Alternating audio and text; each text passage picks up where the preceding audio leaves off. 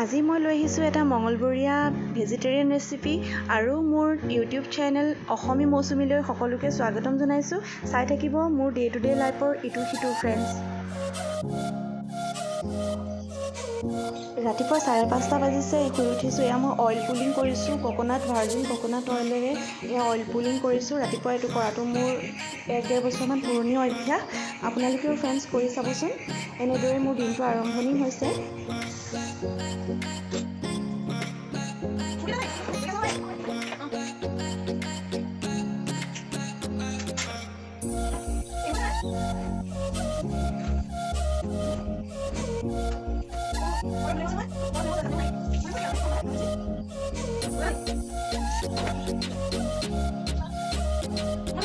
চাহ খাই আছো, ৰুটি, বাটাৰ ৰুটি। বাটাৰ ৰুটি মায়ে বনাই দিলে ৰাতিপুৱা। আজি মাৰ এইকেইদিন আৰু মৰমতে কি নকওঁ লাগিছে, তাকো খোৱালে বাটাৰ ৰুটি। আৰু এয়া চাহ খাইছো, ৰঙা চাহ।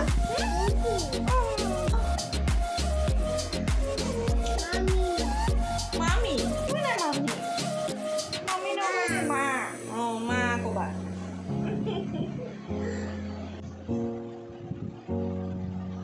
মুখত কি লাগি আছে? এইবোৰ বাটাৰ লাগি আছে। কি খাইছা তুমি? এৰোপ্লেন চাবা? এৰোপ্লেন। মায়ে এংৰি নিব? নহয় এংৰি। বাটাৰ ৰুটি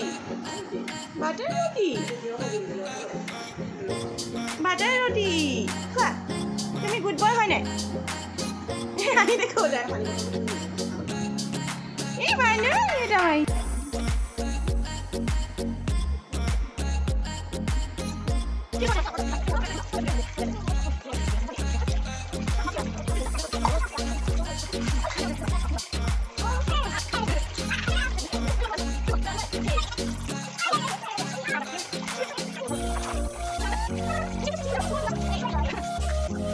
আজি পাতবাহাৰখিনি, ফুলখিনি, অকণমান টাবখিনি ইফাল সিফাল কৰিলোঁ, চিফটিং কৰি দিছোঁ।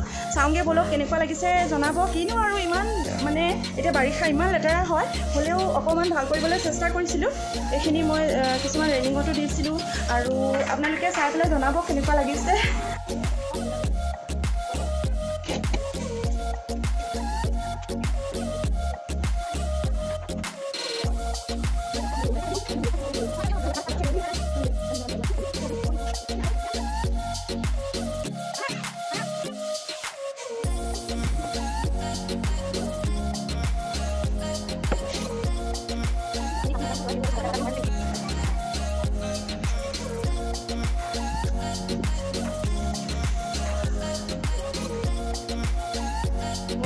এইজোপা ইমান ধুনীয়াকৈ ফুলিছে, বগাইছে আমাৰ ৰেলিঙত।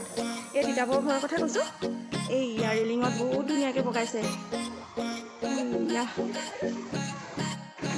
এইজোপাও বৰ ধুনীয়া চেহেৰা হৈছে, ইমানেই জোপোহা হৈছে মই যে দেখি আচৰিত। মায়ে বোলে চব শুকান পাতবোৰ আনি ইয়াৰে গুৰিত দমাইছে, সেইকাৰণে সেইখিনিয়ে পচি বেছি দেখিবলৈ ধুনীয়া হৈ গৈছে। আচলতে এইজোপা বৰ ধুনীয়া লাগিছে। তো ফ্ৰেণ্ডছক ইমান ধুনীয়া কিবা হেনো হালধি ফুল এই হাবিত ফুলি আছে আমাৰ, ইমান ধুনীয়া। মই আকৌ আহি জুপি চাইছোঁহি। আপোনালোকে ধুনীয়া দেখিছে নাই বাৰু?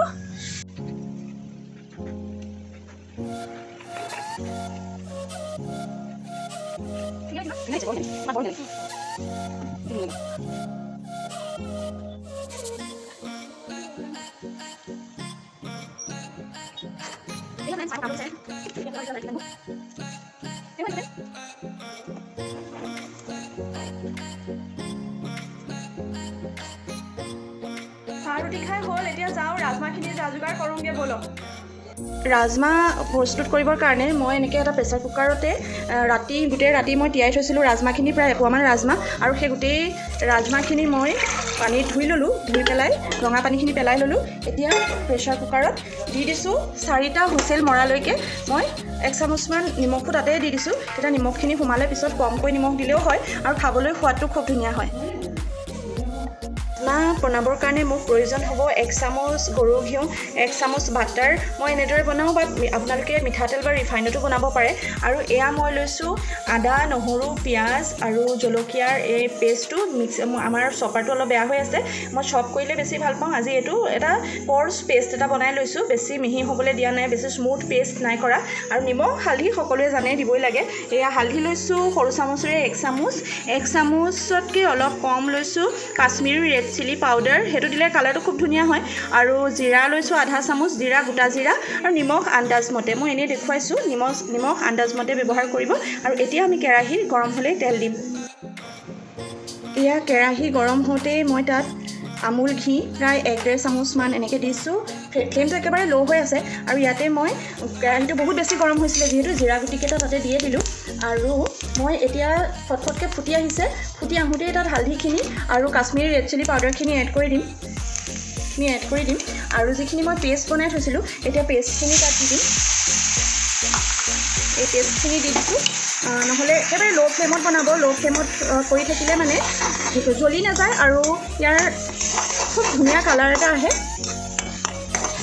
এনেদৰে যেতিয়ালৈকে পিঁয়াজ নহৰুৰ কেঁচা গোন্ধটো নাযায় তেতিয়ালৈকে মই ল' ফ্লেমত এনেদৰে ভাজি থাকিম।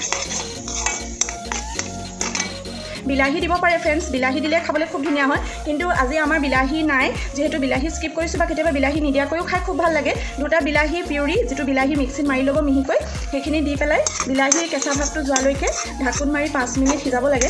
মই আজি পিঁয়াজ, নহৰু, আদা, কেঁচা জলকীয়া এটা, পকা জলকীয়া 2টা আৰু গোটা জিৰা দি পেলাই এনেদৰে ভাজিছোঁ।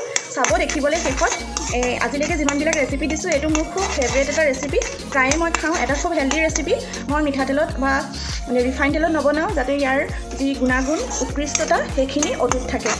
এতিয়া ইয়াৰ কেঁচা গোন্ধটো যোৱা নাই, মই ভাজি আছোঁ। 10 মিনিটৰ পিছত ঢাকোন উঠাইছোঁ, খুব ধুনীয়া গোন্ধ এটা আহিছে। আৰু প্ৰায় সিজিয়ে আহিছিলে, যিহেতু ফাটিও গৈছে ইয়াৰ ৰাজমাহখিনি, প্ৰায় সিজিছিলে। এতিয়া মই ল' ফ্লেমত 10 মিনিটৰ কাৰণে সিজালোঁ। এতিয়া আকৌ মই ইয়াত বাটাৰ 1 চামুচ দি দিম, হ'ব হৈছে। এয়া বাটাৰ বেছি নালাগে, এয়া আধা চামুচহে আচলতে দিছোঁ, গোন্ধটো ভাল আহে আৰু ফ্লেভাৰটো ভাল আহে, তাৰ কাৰণে মই ইয়াত আধা চামুচমান বাটাৰ যোগ কৰি দিছোঁ। আকৌ মই 5 মিনিটৰ কাৰণে ল' ফ্লেমতে সিজাম আৰু বন্ধ কৰি দিম। কেনেকুৱা হৈছে খাবলৈ? সদায় মোক খুৱাই আছে। মই আজি ৰাজমাহ ভাজিটো ধুনীয়াকৈ বনাই দিছোঁ, চেষ্টা কৰিছোঁ, কিন্তু কেতিয়াবা বনালে আকৌ নিজে ভবা নিচিনা নহয়। ভাল হৈছে নাই বাৰু? গৰু ঘিউ বাটাৰৰ ভাল ফ্লেভাৰটো আহিছে, ধৰণো আহিলে এতিয়া গম পাম আৰু। দেখিবলৈতো খুব ধুনীয়া হৈছে। কেনেকুৱা হৈছে খাবলৈ? ফিডবেকটো মানে আমাৰ ফ্ৰেণ্ডছসকলক দিব লাগিব নহয়। কেনেকুৱা? অৱস্থাত নাই, ইমানেই ভাল হৈছে।